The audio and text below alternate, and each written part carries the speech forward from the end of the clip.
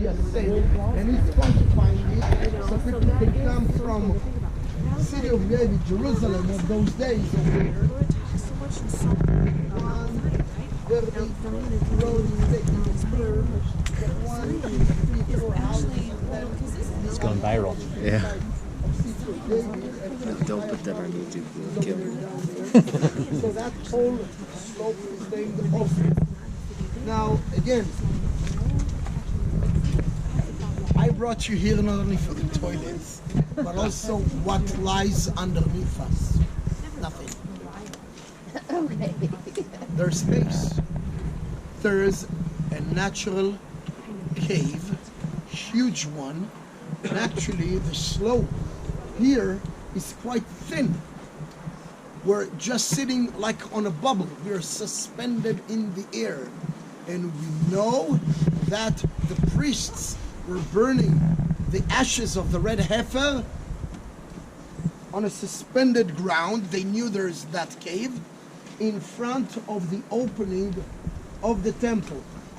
And here they can perform some of the rituals purifying priests that were involving touching the dead for some reason, intentionally and unintentionally, with the ashes of the red heifer. That means that the golden dome, and a little bit more to the left, where you see like a minaret, somewhere there was the huge temple.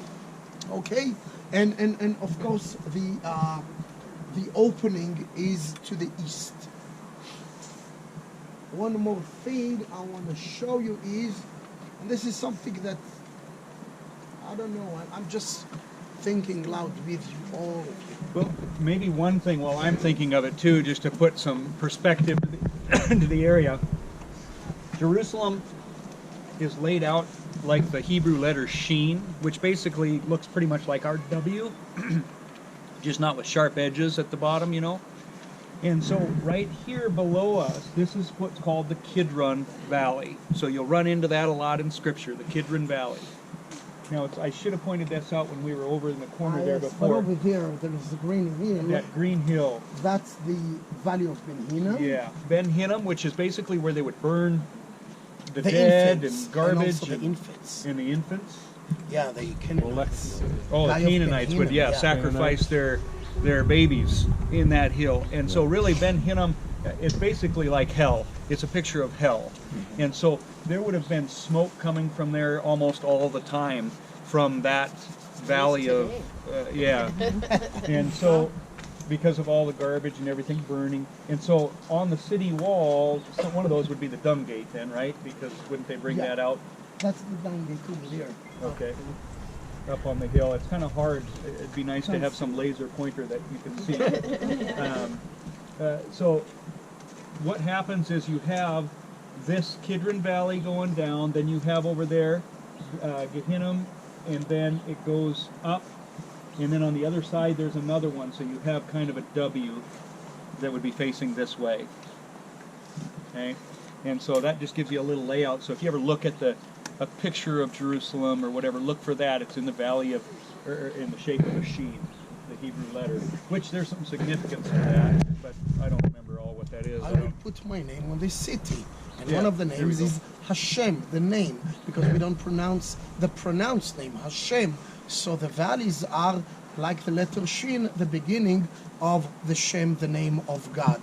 So he's here all the time. It reassures us that he's here, because he laid out the city this way, the topography.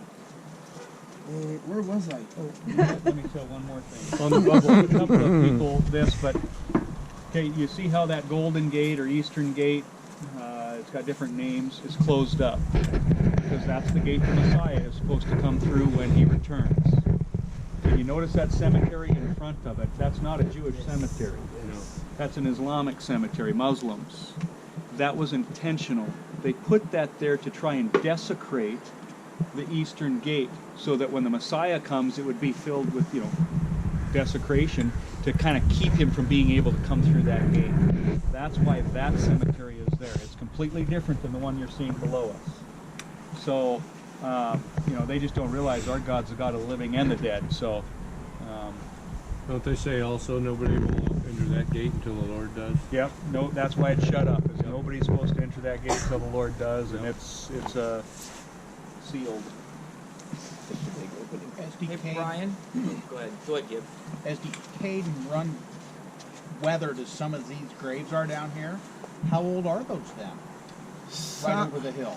So down below, you cannot see it, but very down, some of the tombstones or whatever is left over there are graves from almost 3,000. More, I heard even evaluation of more than 3,000 years. So that gives it the time period of David coming here. And you guys can go down this valley.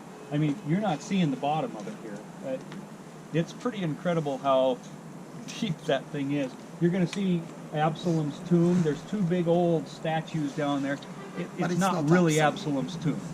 Okay, but they call it Absalom's tomb, and what's the other one? I can't remember now. The memorial of House of Chazir. Okay, so Absalom's tomb is probably the one that would be more significant in the sense that when you read the Bible, remember Absalom was killed, David's son, and it said that he had a monument erected in the Kidron Valley for him. He did it for himself, okay, not because of the people, but himself. Now, so when you see that, you're going to see it's a big old stone thing. You can go down there. Last time I was down there were goats inside. I doubt, I don't know if that's the case, but bottom line, it's not from that period, okay, but it's a good reminder of that for you. Hey, Brian. So, since these aren't as old as the lower ones, why are these so destroyed when just right across the path there in good shape?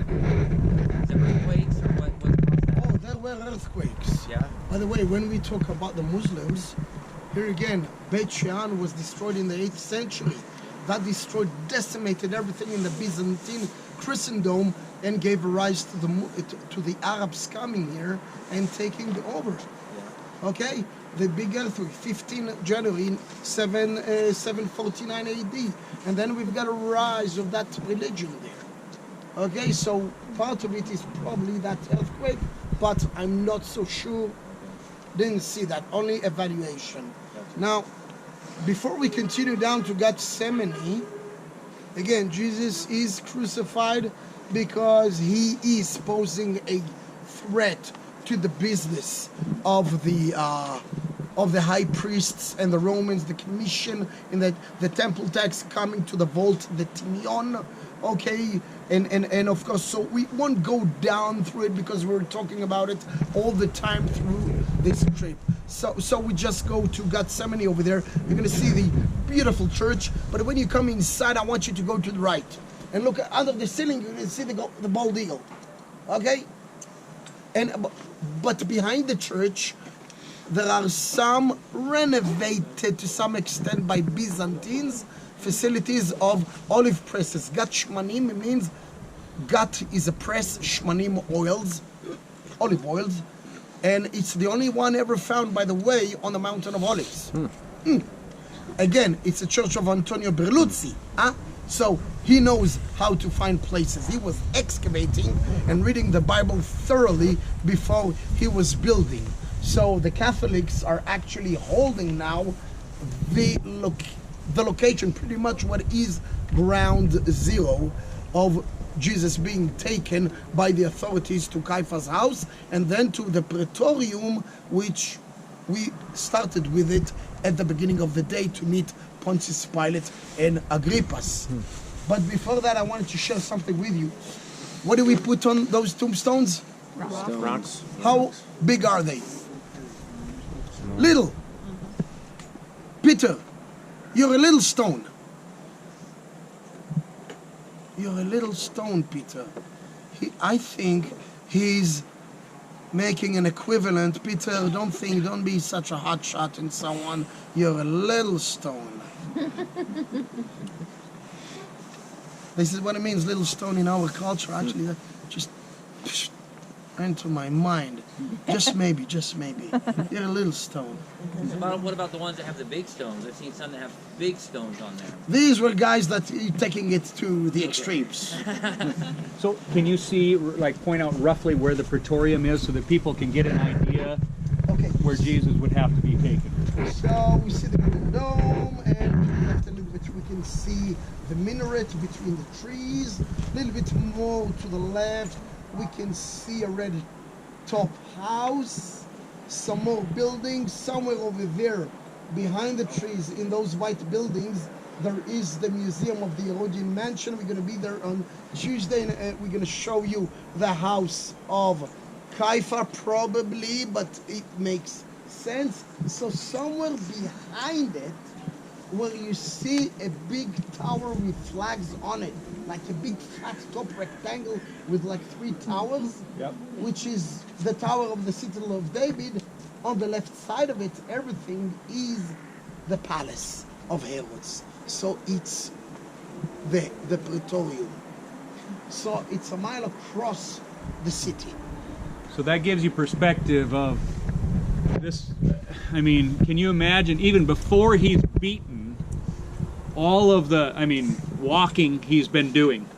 I mean, we've walked this little bit, and many of you might be tired. He's going to cover some ground. Okay, let's walk out.